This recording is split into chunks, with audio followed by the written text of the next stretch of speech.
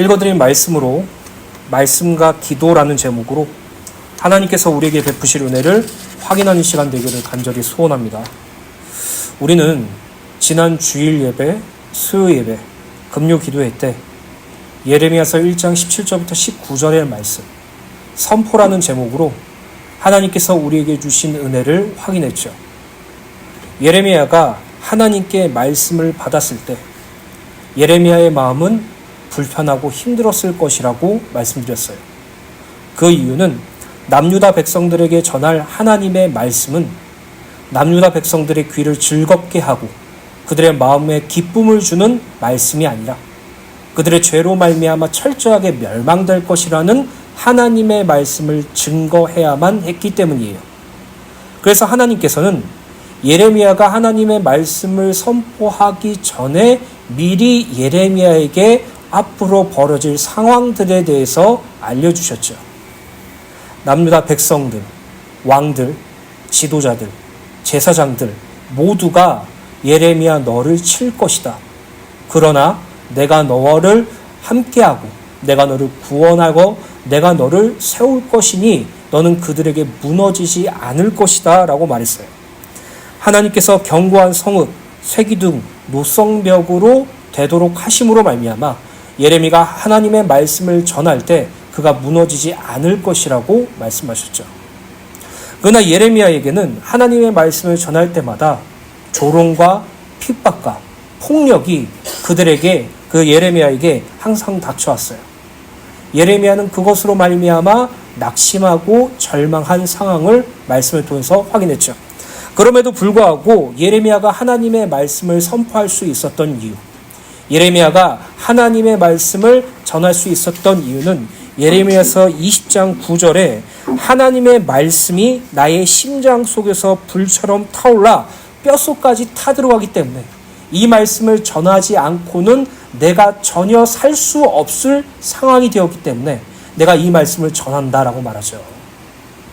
예레미야의 어떤 열정과 예레미야의 어떤 노력과 예레미야의 어떤 자격과 지식이 아니라 하나님께서 예레미야의 마음속에 말씀을 주시고 그 말씀이 하나님의 은혜로 말미암아 타오르게 하셔서 그 말씀을 전할 수밖에 없는 상태로 바꾸셨다라는 것을 성경을 통해서 확인했어요.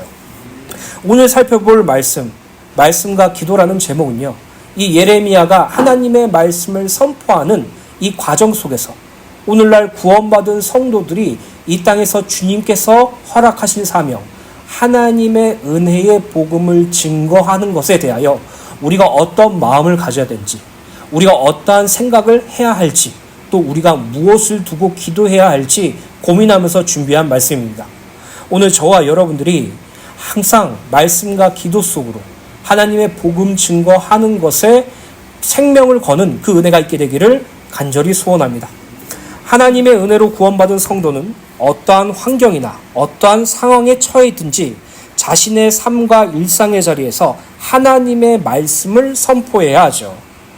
우리는 하나님의 말씀을 선포하는 것, 옆에 있는 성도들에게, 새가족들에게 말씀을 선포하는 것, 옆에 있는 예수를 믿지 않는 지인들과 가족들과 친구들에게 복음을 선포하는 것은요, 우리가 어떻게 마음을 잘 먹고 엄청난 과업을 이루는 개념이 아니라 우리의 기본이라고 성경은 말하고 있어요. 사도행전 1장 8장의 말씀, 우리에겐 너무나도 익숙한 말씀이죠.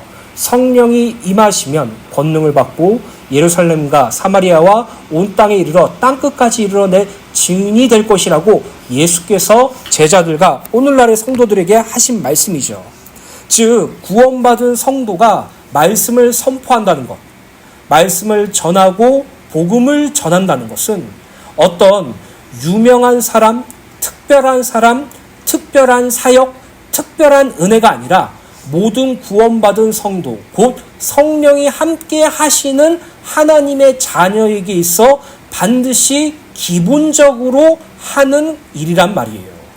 근데 우리는 주님의 복음을 증거하는 것에 주저하죠. 전도하는 것을 힘들어해요. 복음을 전하는 것에 대하여 약간의 거리낌과 부끄러움도 가지고 있어요. 왜 그럴까요? 격주 화요일마다 이천주은혜교회에서 전도 모임을 하고 있습니다. 함께 말씀을 확인하고 기도하며 이제 현장에 나가서 하나님의 복음을 증거하기 위해서 물티슈를 챙겨 들고 나가요. 목회자인 저조차도 제 마음속에 정말 부끄럽지만 이런 생각이 들어요. 물티슈 전해주고 끝났으면 좋겠다라는 마음이에요.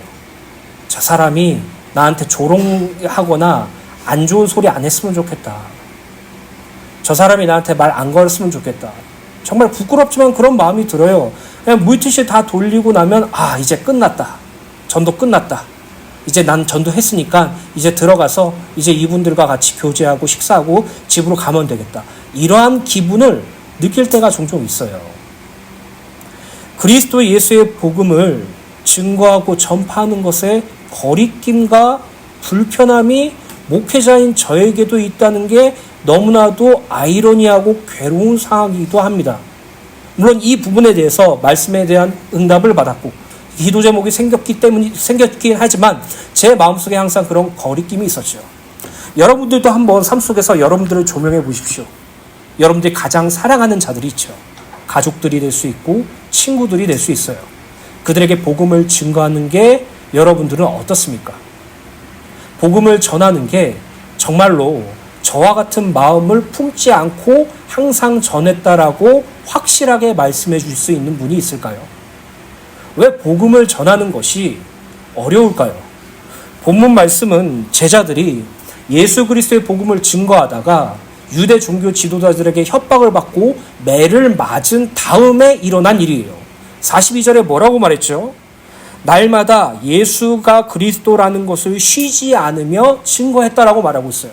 그럼 이 초대교회에 있었던 제자들과 오늘날의 성도들에게는 어떤 차이점이 있기 때문에 이렇게 될까요? 이들에게는 어떤 특별한 은혜가 있었을까요? 이들에게 어떤 특별한 성령의 역사심이 있었을까요? 이들에게 어떤 특별한 그런 자격과 조건이 있었기 때문일까요? 아니에요. 초대교회에 역사했던 성령이 지금 우리 안에 함께 하세요.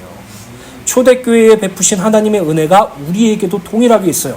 그렇다면 왜 우리는 그리스도 예수의 복음을 증거하는 것에 주저하는 상황이 자주 일어날까요? 답은 너무나도 쉬워요. 내가 하는 거라고 생각하기 때문이에요. 내가 하는 거라고 생각하기 때문에 전도를 어렵게 느껴지는 것이에요. 구원받은 성도가 하나님의 은혜로 말미암아 구원받았다고 고백하면서 그 삶은 내가 살려고 하기 때문에 신앙이 어렵고 전도가 어려운 거예요. 제가 수요 예배와 금요 기도회 때 좀 강조하면서 말씀드린 부분들이 있죠. 제가 어렸을 때부터 복음을 전했을 때 가지고 있었던 3가지 잘못된 관념들이 있었다고 말씀드렸어요. 첫 번째는 뭐라고 말씀드렸죠? 지식이에요, 지식. 어떤 한 대상에게 아주 정확한 복음, 성경 구절까지 다 대입하고 영전 메시지에 한 토시도 안 틀리고 정확하게 복음을 증거하면 그 사람이 구원받을 것이다라는 생각을 했어요. 그래서 저는 그 목적으로 영접 기도문을 달달달달 외웠어요. 어느 정도였나? 당시 제가 다니던 큰 교회에서 영접 워크숍이라는 것이 있었어요. 거기서 저에게 그것을 맡기고 칭찬할 정도로 제가 줄줄줄줄 외웠어요. 그러나 대학 전도 사역을 가면서 그걸 그대로 써먹지 못하겠더라고요. 정확한 지식, 정확한 복음, 정확한 어떤 말씀이 그 사람을 바뀐다? 물론 그것도 맞죠. 근데요, 그것보다 선행되는 게 있어요. 두 번째로 제가 잘못된 생각이 무엇이냐면 자격이었어요, 자격. 전도자의 자격이 있다고 생각을 했어요. 불신자들이 바라볼 때 우러러 볼 수 있고 닮고 싶어 할 무엇이 있어야 된다고 생각했어요. 불신자들에게 예수를 믿으면 좋을 수밖에 없는 육신적인 이유들을 들면서 내가 그 자격을 얻었고 그 조건을 부여받았다고 생각을 했어요. 흔히 예수 믿어, 그럼 너도 나처럼 성공해. 예수 믿어, 그럼 너도 나처럼 부유해질 거야. 예수 믿어, 그럼 너도 나처럼 불치병이 치유될 거야. 이러한 것들이 있어야지 전도가 가능할 것이라고 생각했어요. 그래서 실제로 오늘날 한국교회에서 전도를 잘한다고 말하시는 분들을 대부분 말을 들어보면요, 반 이상이 예수 믿고 어떠한 세상적 축복을 받았는지 선전하는 것을 전도로 말하며 그것으로 말미암아 복음을 전한다고 생각하시는 분들이 있어요. 여러분, 예수 믿고 부자 된다고 복음을 증거하는 건 복음을 전하는 것이 아니에요. 부자를 우상숭배하게 만드는 것이죠. 예수 믿고 성공한다는 것을 전도라고 생각하지 마세요. 성공을 우상으로 숭배 만드는 것이죠. 예수께서 이 세상에 인간의 몸을 입고 이 땅에 오신 이유가 고작 여러분들을 부자 되게 하고 성공하게 하고 병 고치기 위해서 오셨습니까? 겨우 그 정도의 그리스도입니까? 우리가 예수를 믿으면 돈도 많이 벌고 하는 일도 잘 되고 인간관계도 원만해지며 가족도 평안해지고 하는 일마다 잘 돼서 행복한 삶을 살다가 죽는 것이 예수 믿는 삶의 가장 좋은 것입니까? 우리는 그리스도를 그렇게 배우지 않았어요. 살아도 주를 위하여 살고 죽어도 주를 위하여 사는 하나님의 뜻과 목적이 나의 뜻과 목적이 되어서 자기를 부인하고 자기 십자가를 지고 예수 그리스도를 쫓는 삶. 내 삶에 고난과 어려움이 찾아온다고 할지라도 예수 그리스도만은 부인하지 못하고 그분의 구원 사역을 날마다 기억하며 증거하는 삶이 우리의 삶이잖아요. 이처럼 저는 구원과 복음을 증거하는 전도자의 삶에 자격이 있어야 된다고 생각하고 그 자격을 채우려고 노력했어요. 조금 더 인격적으로 훌륭하게 책을 읽어보면서 내가 조금 더 나은 사람이 되기 위해 노력해서 예수 믿는 사람이 이렇게 멋집니다라고 선전하고 싶었죠. 하지만 그것으로 복음이 증거되지 않죠. 마지막 세 번째는 바로 열정이었어요. 열정. 그 대상을 향한 간절한 마음, 그 대상을 향한 눈물 흘리는 애통함, 늘 그들을 위해서 기도하고 늘 그들을 위해서 애통해하며 그들을 위해서 모든 것을 다 갖다 바칠 수 있는 그런 마음의 간절함이 그 대상을 구원으로 얻게 할 거라고 생각했어요. 다 아니에요, 여러분. 우리가 정확한 지식을 갖고 있어서 그 사람이 복음을 받는 것이 아니에요. 우리에게 어떤 자격이 있어서 그 자격과 조건으로 그 사람이 그것을 보고 예수를 믿는 것이 아니에요. 우리에게 어떤 열정으로 말미암아 그 열정이 그 사람을 변화시키는 것이 아니에요. 하나님의 일은 하나님의 방법대로 하나님의 시간대로 되어지는 것이에요. 그 하나님의 방법과 하나님의 시간을 우리 개인의 어떤 지식이나 자격이나 열정으로 임의로 당길 수 없다는 것을 인정해야 돼요. 결국 구원받은 성도가 하나님의 복음을 증거할 때 마음에 품어야 될 간절함은 무엇입니까? 내 사랑하는 가족이, 내 사랑하는 친구들이 예수를 믿어 구원받은 날이 오늘 되게 해주세요. 내 입술에 말씀을 주시고 그 말씀을 전할 수 있는 담대함을 주셔서 그들이 예수를 믿고 구원받는 날이 오늘이 되게 해주세요. 그걸 위해서 기도해야죠. 제가 수요일 날 우리 지혜의 예를 들으면서 한번 말씀을 드렸어요. 일요일 주일요였던 것 같기도 하고요. 우리 지혜 생일이 7월 23일이에요. 생일이 지나갔죠. 생일이 시작하기 일주일 전에 지혜는 너무나도 기대감이 휩싸였어요. 생일날에 아빠 엄마가 해줄 것도 기대가 되고 그때 축하받을 것도 너무나도 기대가 되며 그때 먹을 아이스크림 케이크도 기대가 돼서 너무나도 행복했어요. 지혜가 그런 기대감과 그 날이 빨리 왔으면 좋겠다라는 간절함이 생일 당일을 땡겨올 수 있나요? 불가능하죠. 시간이 흘러야지 7월 23일이 와요. 우리 지율이가 8월 2일 생일이에요. 생일이 지났어요. 근데 우리 이천 할아버지가 지율이한테 장난감을 사주겠다고 해서 지율이가 블럭을 골랐어요. 블럭을 택배로 시켰어요. 그때부터 지율이는 엄마한테 계속 물어봐요. 엄마 택배 언제 와? 엄마 택배 언제 와? 그럼 사랑있는 사랑사모는 이렇게 말하죠. 이제 올 거야. 내일 올 거야. 내일 모레 올 거야. 라고 말해요. 지율이가 그 택배를 아무리 간절히 기다려도 택배가 오는 날은 택배를 보내는 사람과 택배를 운반하는 사람에 따라서 차이가 있어요. 지율이가 아무리 간절한 마음을 품고 지율이가 아무리 열심히 착한 일을 하고 지율이가 아무리 효도를 한다고 할지라도 그게 당겨지지 않아요. 이처럼 하나님의 복음을 증거하는 것은요. 우리 개인의 역량과 열정과 자격과 지식에 따라 달라지는 것이 아니라 하나님의 방법대로 하나님의 시간대로 되는 것이에요. 그리고 그 하나님의 방법과 하나님의 시간 속에서 우리의 입술을 통해서 복음을 증거하게 한다는 것이죠. 영국에 고아들을 키워낸 위대한 기도의 사람이라는 조지 뮬러라는 사람이 있어요. 이 조지 뮬러라는 사람은 오직 기도로 고아원을 운영하고 모든 재정적인 측면을 기도로 응답받는 참으로 대단하고 위대한 사람이라고 할 수 있어요. 이 조지 뮬러라는 사람이 평생에 자기의 가장 친한 친구 5명이 예수를 믿고 구원받기를 원하며 계속 기도했다고 말해요. 자기랑 가장 어떻게 보면 목숨을 함께 할 수 있는 5명의 친구들이 예수 믿고 회심할 수 있도록 계속 기도했다고 하죠. 기도를 매일매일 한 10년 뒤에 2명이 회심하고 구원받았대요.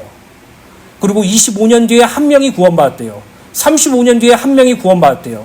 4명이 그렇게 오랜 시간에 걸쳐서 구원받았대요. 마지막 한 사람만큼은 계속 복음이 들어가지 않았대요. 근데 조지 뮬러가 죽은 그 장례식 날 예배 때 그 친구가 예수를 믿고 구원받게 되었대요.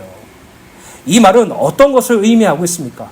이처럼 복음 증거하는 것은 오래 걸린다라는 의미입니까? 아니에요. 우리의 생각대로 되는 것이 아니라, 우리의 기대대로 되는 것이 아니라, 우리의 의도대로 되는 것이 아니라, 우리의 그려진 미래대로 되는 것이 아니라 하나님의 시간대로 된다는 것을 분명히 말하고 있어요.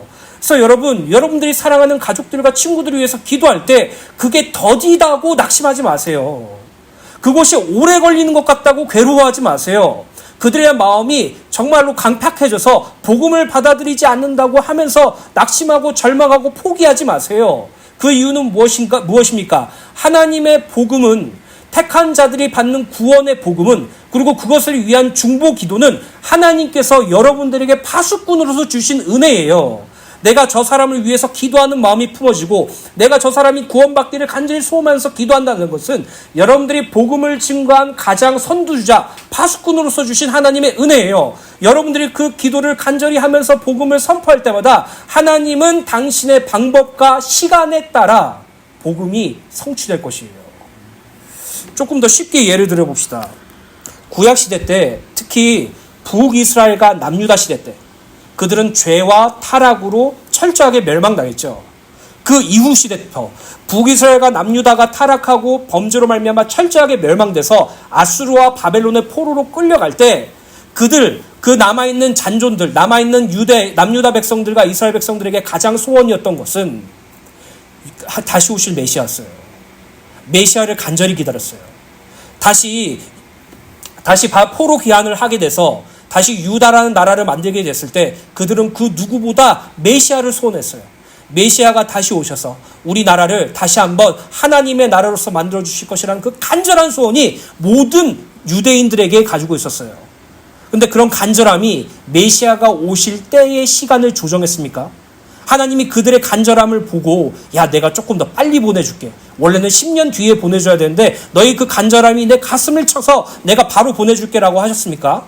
아니죠. 로마서 5장 말씀을 보면 하나님께서 기약하신 때에 그리스도를 보내고 죽였다고 말하고 있어요. 하나님의 시간이에요. 우리가 당길 수 없어요. 우리가 밀어낼 수 없어요. 다만 알 수 없는 그 하나님의 시간이 오늘 되길 소원하죠.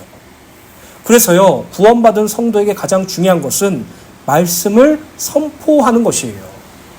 복음을 전하는 것이에요. 어떤 대상이 그 복음을 받고 그 복음으로 말미암아 구원을 받는다 안 받는다, 그거는 우리의 책임과 우리의 열심이 아니에요. 하나님의 열심과 하나님의 책임 속에 있죠. 사도행전 18장 5절부터 11절 말씀을 제가 읽어드리도록 할게요. 5절입니다. 실라와 디모데가 마게도냐로부터 내려오매 바울이 하나님의 말씀에 붙잡혀 유대인들에게 예수는 그리스도라 밝히 증언하니 라고 이렇게 있죠. 이 말씀은 제가 여러분들에게 자주 말씀드렸던 말씀 중 하나예요. 사도 바울이 하나님의 말씀에 붙잡혔대요. 그 하나님의 말씀에 붙잡혀 예수는 그리스도라고 담대히 증언했다고 말하죠. 여기서 하나님의 말씀에 붙잡혀 예수가 그리스도를 증거했다라는 것은 성령의 충만함으로 말미암아 복음을 증거했다라는 것으로 말할 수 있어요. 근데 그 성령의 충만함 속에서 복음을 증거했던 그 상황에 그때는 어땠습니까? 6절입니다. 그들이 대적하여 비방하거늘 바울이 옷을 털면서 이르되 너희 피가 너희 머리로 돌아갈 것이요 나는 깨끗하니라. 이후에는 이방인이라고 가리라 하고. 이상하죠? 바울이 하나님의 말씀에 붙잡혔대요. 성령의 충만함으로 말미암아 예수가 그리스도라고 담대히 증거했대요. 근데 그 말씀을 받은 유대인들의 행동과 상태는 어땠습니까? 바울을 조롱하고 비방했다니까요. 이해가 안 되지 않아요? 성령 충만받고 전도하면 100% 모든 사람들이 복음 받아야 되는 거 아닙니까?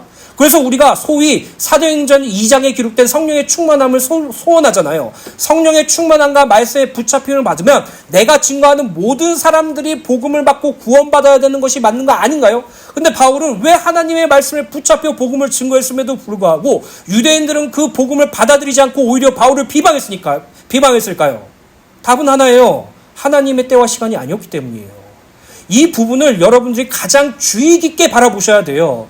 우리는요, 복음을 증거하러 갈 때, 내 가족과 내 지인들에게 복음을 증거해야 되겠다는 마음을 품고 갈 때, 또는 우리가 현장에 나가서 나의 삶 속에서 복음을 증거하러 갈 때 상당히 큰 기대감을 가지고 증거해요.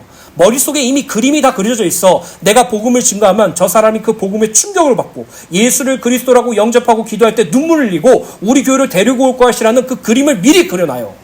그래가 가가지고 복음을 증거해요. 근데 실제 복음을 증거하니까 말이 잘 안 나오네. 내가 원하는 복음 증거와 다르게 계속 말이 꼬이네.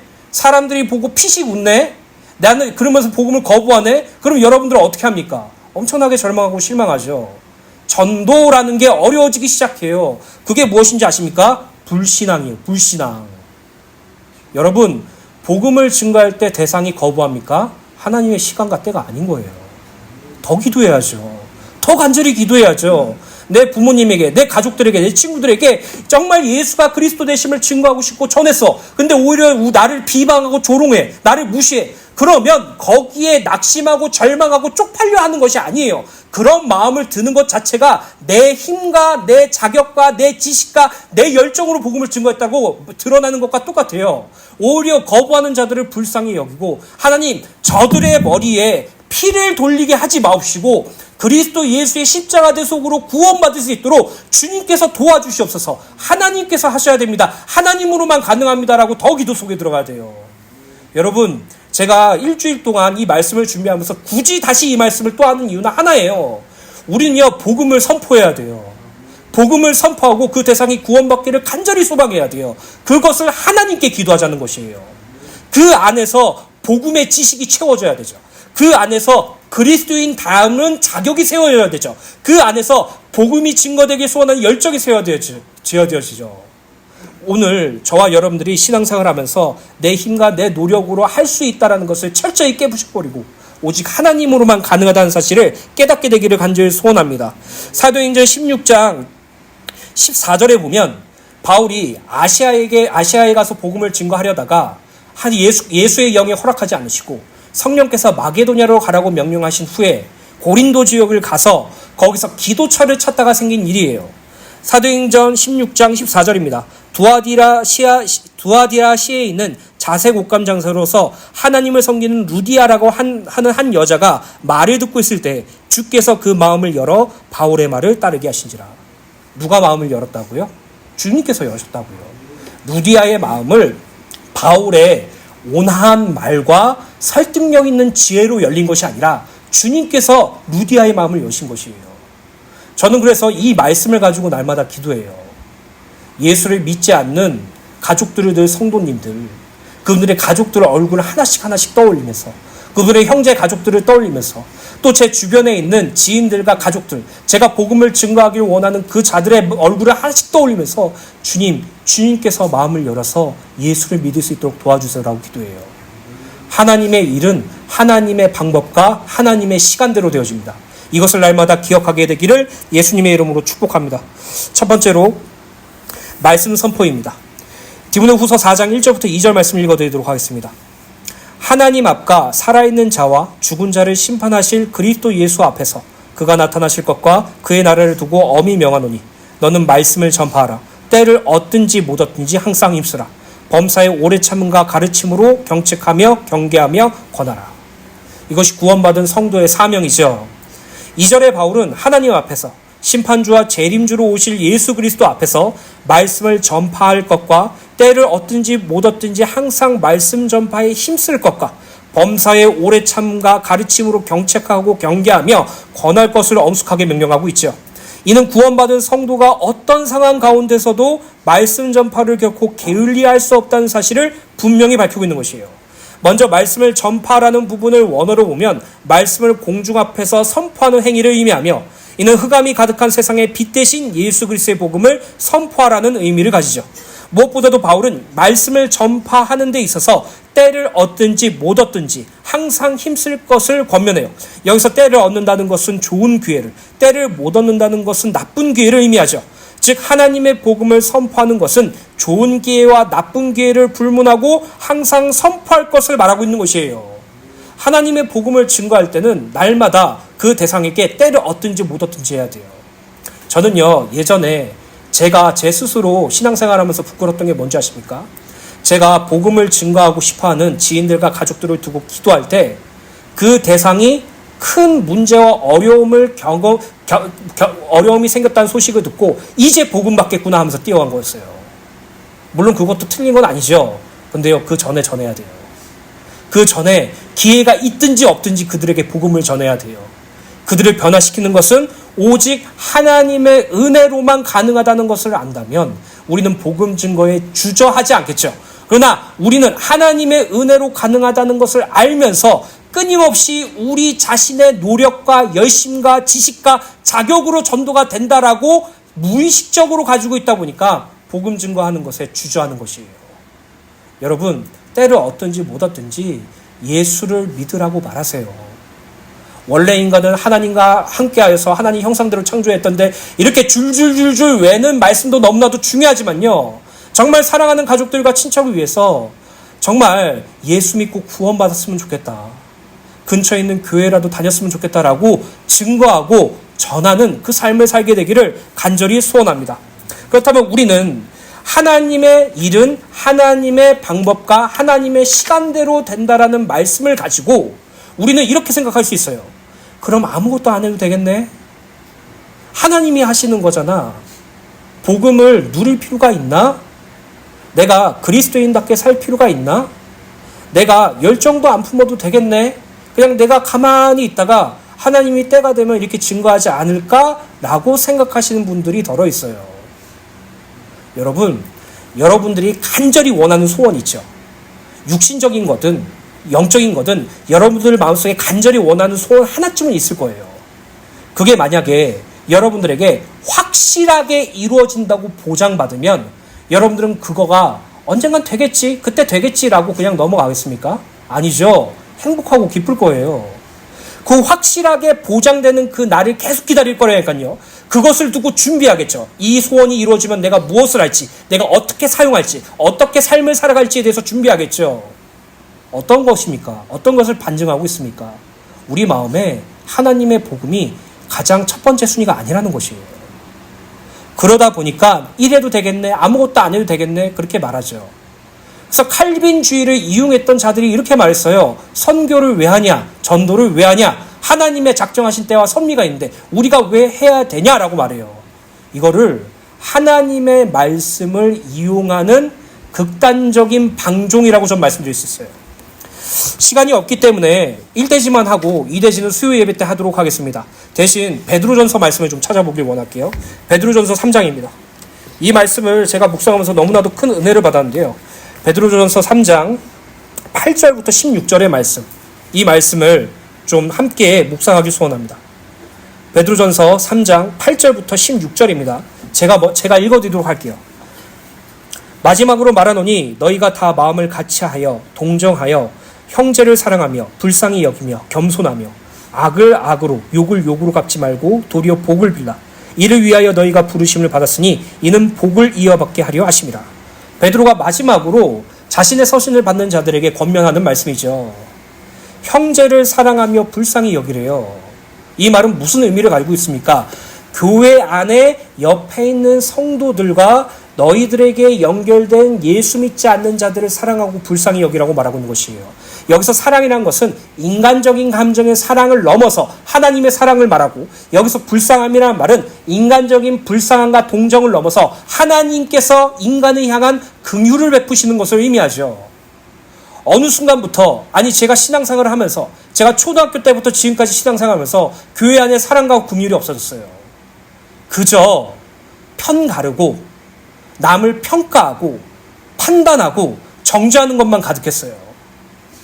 옆에 있는 성도를 사랑하는 것보다 옆에 있는 성도를 밀치는 것이 더 많았고, 옆에 있는 성도를 긍휼히 여기고 불쌍히 여기는 것보다 옆에 있는 성도의 잘못을 드러내고 정죄하는 것이 더 많아졌어요.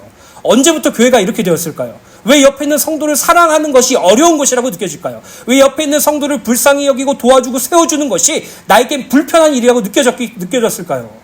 이건요, 극단적으로 말할 수밖에 없어요. 하나님의 사랑을 모르면 성도를 사랑할 수 없고요. 하나님께서 우리를 긍휼히 여기시고 구원하셨다는 것을 모르면 옆에 있는 성도를 불쌍히 여길 수 없어요. 그래서 여러분, 교회 안에서 내가 어떻게 행동하고 판단하는지 점검해 보셔야 돼요. 내 안에 사랑이 없다. 내 안에 하나님의 긍휼하심이 없다. 그럼 우리는 무릎 꿇고 회개해야 돼요. 간절히 기도해야 돼요. 하나님, 하나님의 사랑으로 내 이웃과 성도를 사랑할 수 있도록 도와주시옵소서. 하나님의 긍휼하심으로 내 옆에 있는 성도들을 긍휼히 여길 수 있도록 은혜를 베풀어 주시옵소서. 저는 늘 악을 악으로 갚습니다. 저는 늘 욕을 욕으로 갚습니다. 하나님 아버지, 저를 불쌍히 여겨서 오히려 복을 빌고 그들에게 예수 그리스도의 복음을 증거하고 가르치는 일에 힘쓸 수 있도록 도와주시옵소서. 여러분, 여러분이 미워하는 성도가 있다? 하나님께 무릎 꿇으세요. 그 미워하는 마음이 여러분들을 괴롭게 할 거예요. 여러분들이 옆에 있는 성도를 판단하고 정죄한다? 그 판단과 정죄가 여러분들을 더욱더 불신앙 속으로 끌고 갈 거예요. 하나님의 사랑과 긍휼을 누리게 되시길 간절히 소원합니다. 10절입니다. 그러므로 생명을 사랑하고 좋은 날 보기를 원하는 자는 혀를 금하여 악한 말을 그치며 그 입술로 거짓말을 하지 말고 악에서 떠나 선을 행하고 화평을 구하며 그것을 따르라. 주의 눈은 의인을 향하시고 그의 귀는 의인을 간구에 기울이시되 주의 얼굴을 악행하는 자들에게 대하시느니라 하였느니라. 여기 보시면 뭐라고 말합니까? 악한 말을 그치고 입술로 거짓말을 하지 말고 악을 떠나 선을 행하라고 말하고 있죠. 어떤 사람은 이렇게 말해요. 나는 예수 믿고 구원받았어. 내 죄는 완전히 소멸되었어. 그래서 내가 죄를 지어도 돼. 내가 좀 악하게 살아도 돼. 예수 믿는 거랑 착하게 사는 거랑 뭐가 똑같은 거야. 난 내 감정대로 할 거야. 너 나한테 욕해? 나도 욕할 거야. 너 나한테 뭐라 그래? 나도 뭐라 그럴 거야. 내가 조금 더 잘 될 수 있으면 이용할 거야. 내가 내 체면과 내 자존심을 지킬 수 있다면 너희들에게 피해를 끼쳐도 상관없어. 이렇게 살라고 베드로가 말하고 있습니까? 지전에도 말했죠. 사도행전 2장 말씀을 꼭 보세요. 로마서 2장 말씀을 꼭 보세요. 유대인들이 하나님을 섬긴다고 하면서 어떠한 행동을 했는지. 오히려 하나님을 욕되게 했죠. 오히려 구원받은 성도가 하나님을 욕되게 하면서 복음을 증거한다? 그건 정말로 틀린 생각이죠. 그럼 우리가 착하게 살아야 됩니까? 선하게 살아야 됩니까? 세상 사람들이 요구하는 도덕률 속에 있어야 됩니까? 물론 그 말도 맞아요. 근데 더 중요한 건 그리스도인답게 사는 것이에요. 그리스도인이 무엇입니까? 그리스도를 닮은 자, 그리스도를 닮아가는 자. 예수께서 성육신하시고 공생의 사역을 하실 때 예수님께서 자기 마음과 욕심대로 사셨습니까? 예수님이 남에게 자기를 위하여 피해를 끼치는 삶을 살았습니까? 아니죠. 온유하고 신실하게 항상 하나님의 말씀을 증거하는 삶을 사셨어요. 그것이 구원받은 성도의 삶이죠. 그래서 혹시라도 남에게 피해를 끼치고 남에게 악의를 대하고 남에게 죄를 지어도 괜찮다. 그래도 하나님의 복음을 증거될 거야 라고 생각하시는 분들이 있다면 제발 여러분들의 죄와 불신앙을 하나님의 복음으로 이용하지 말아달라고 부탁하고 싶어요. 선하게 살라는 말이 아니에요. 착하게 살라는 말이 아니에요. 도덕과 윤리에 맞춰 살라는 말이 아니에요. 그리스도께서 닮아 살아가신 것처럼 살아가고 그리스도를 닮아가는 자로서 복음을 증거하는 것. 그것이 바로 선을 행하고 화평을 구하는 삶이고 하나님 앞에서 의롭다고 칭함받는 자의 삶이에요. 착하게 살라는 의미가 절대 아니에요. 제발 이 말씀을 여러분들 스스로 묵상해 보시길 간절히 소원합니다. 13절입니다. 또 너희가 열심으로 선을 행하면 누가 너희를 해하리요. 그러나 의를 위하여 고난을 받으면 복이 있는 자니 그들이 두려워하는 것을 두려워하지 말며 근심하지 말고. 그리고 15절 16절입니다. 너희 마음에 그리스도를 주로 삼아 거룩하게 하고 너희 속에 있는 소망에 관한 이유를 묻는 자에게는 대답할 것을 항상 준비하되 온유와 두려움으로 하고. 열심으로 선을 행한다는 것은 무슨 의미입니까? 15절에 나와 있죠. 여러분들 마음에 그리스도로 주로 삼는 것이에요. 그게 선한 삶이고 그게 거룩한 삶이죠. 그리고 여러분 속에 있는 소망, 무엇을 말입니까? 여러분들이 가지고 있는 복음에 관한 이유, 거기에 궁금증을 가지고 묻는 자들에게는 대답할 것을 뭐라고요? 준비하라고 말하고 있죠. 이 말은요, 서론 부분에 말했던 것과 완전히 다른 부분이에요. 복음의 지식을 정확하게 가지고 있어서 대상이 구원받는다는 것이 아니에요. 복음의 지식을 가지고 있고 복음을 증거할 때 그 사람을 변화시키는 것은 내가 가지고 있는 복음의 지식이 설득력이 있어서가 아니라 하나님의 시간과 때로 말미암아 가능한 것이라는 것이죠. 그 하나님의 시간과 때 속에서 뭘 가지고 있으라고요? 내가 가지고 있는 복음을 준비하라고요. 내가 증거해야 될 전도의 내용을 증거하라고요. 그냥 하나님이 하시니까 아무것도 안 해도 돼. 누가 성령에서 그렇게 말하고 있습니까? 하나님의 방법과 하나님의 시간대로 하는 거니까 나는 그냥 손 놓고 있어도 돼. 누가 성령에서 그렇게 말하고 있어요? 정확하게 증거할 수 있도록 온유와 두려움으로 말미암아 대답할 것을 준비하라고 말하고 있죠. 16절에 선한 양심을 가지라. 이는 그리스도 안에 있는 너희의 선행을 욕하는 자들로 그 비방하는 일에 부끄러움을 당하게 하려 하지 맙니다. 15절 16절의 말씀은 예수 그리스도를 믿는 성도들이 언제든지 복음을 증거할 수 있는 준비가 되어야 한다고 말하고 있죠.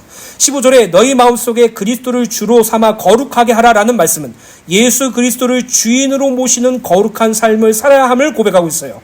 또한 너희 속에 있는 소망에 관한 이유를 묻는 자에게는 대답할 것을 항상 준비하되라는 말씀은 성도가 자신이 믿는 예수 그리스도의 구원의 복음과 진리를 바르게 증거할 수 있도록 그 복음의 내용을 스스로 정리하고 준비해야 함을 의미하죠. 16절은 복음 전하는 사람의 도덕적인 삶과 깨끗한 양심의 중요성을 강조하고 있는데요. 복음을 말로만 정하는 것이 아니라 선하고 진실한 삶 자체가 복음의 증거여야 되어야 해요. 그렇게 살아갈 때 우리를 비난하던 이들이 도리어 자기들의 말과 행동을 부끄러워하게 될 것이에요. 결국 복음을 전하는 사람은 예수를 삶의 주인으로 인정하고 선한 마음과 삶으로 살아가며 언제든지 복음을 설명할 준비를 갖춘 사람이 되어야 돼요. 이것은 단지 특별한 전도자에게 주어진 일이 아니라 모든 그리스도인에게 맡겨진 하나님의 말씀을 전하는 사명이에요. 그래서 저는 여러분들에게 권면합니다. 때를 얻든지 못 얻든지 그리스도의 복음을 증거하세요. 여러분들 스스로 그 복음을 정리하고 준비하고 여러분들에게 그 복음에 대하여 질문하는 자들이 있다면 하나님이 이 대상이 구원받는 때가 오늘 되길 소원하면서 증거하세요. 그리고 그 복음을 증거하는 자가 복음을 받든 받지 않던 그 유무와 상관없이 기뻐하거나 슬퍼하지 말고 하나님의 때를 더욱더 간절히 구하면서 기도하세요. 하나님의 일은 하나님의 방법대로 하나님의 시간에 따라 성취됩니다. 이것을 날마다 기억하게 되기를 예수님의 이름으로 간절히 축원합니다. 결론입니다. 사도행전 5장 42절 말씀 현대인의 성경을 읽어드리도록 하겠습니다. 그들은 날마다 성전에서 그리고 집집마다 찾아다니면서 예수님이 그리스도라는 것을 쉬지 않고 가르치며 전도하였다. 우리는 말씀을 통해서 하나님의 복음은 하나님께서 성취하신다는 사실을 분명히 확인했죠. 우리의 책임과 의무는 그냥 말씀을 선포하는 것뿐이에요. 이 말씀을 묵상하면서 제 안에 한 가지 괴리감 때문에 계속 하나님께 질문하면서 기도했어요. 맞아요, 하나님. 내가 열심히 해서가 아니죠. 내가 열정을 가지고서가 아니죠. 내가 정확한 지식을 가지고서가 아니죠. 하나님이 하시죠. 근데요, 전 아직도 복음 전하는 게 부끄러워요. 전 아직도 예수 그리스도의 복음을 증거하는 게 아직도 힘들어요. 내 옆에 있는 직장인들에게, 내 친구들에게, 내 지인들에게, 내가 모르는 사람들에게 물티슈 나눠주면서 예수 그리스도의 복음을 증거하는데 아직도 힘들고 부끄러워요. 왜 그럴까요? 왜 그럴까요? 하나님이 하신다는 것을 아는데 왜 부끄러울까요? 라고 기도할 때 하나님께서 제 마음을 통해서 딱 이 생각을 들게 했어요. 너는 내가 부끄럽냐? 라는 것이에요. 내가 너를 구원하기 위해서 이 땅에 오고 내가 너의 죄를 대신하여 십자가에 달려 죽었는데 너는 그 십자가에 죽은 내가 부끄럽냐? 너를 구원하시기 위해서 이 세상을 창조한 하나님이 부끄럽냐라고 오히려 되묻게 되더라고요. 그리고 회개했어요. 하나님, 부끄럽지 않아요. 주님의 십자가가 나한테 부끄럽지 않아요. 나를 위하여 죽으신 예수 그리스도가 부끄럽지 않아요. 그래서 하나님, 이렇게 기도합니다. 하나님, 내게 말씀을 주세요. 그리고 나에게 입을 열어주셔서 복음의 비밀을 담대히 증거할 수 있도록 은혜를 베풀어 주시옵소서. 어느 때보다도 간절하게 기도하게 되더라고요. 에베소서 6장 19절의 말씀이에요. 사랑하는 주내교회 성도 여러분, 예수 그리스도의 십자가가 우리에게 부끄러움이 되지 않아요. 나를 구원하신 예수님의 그 죽음이 나에게 부끄러움이 될 수 없어요. 그래서 우리는 우리에게 속한 삶 속에서 지인들과 가족들과 친구들에게 때를 얻든지 못 얻든지 예수님의 십자가 구원을 증거해야 돼요. 에베소서 6장 19절에 또 나를 위하여 간구할 것은 내게 말씀을 주사 나로 입을 열어 복음의 비밀을 담대히 알리게 하옵소서라는 그 말씀이 우리의 간절한 기도와 제목이 되기를 예수님의 이름으로 축복합니다.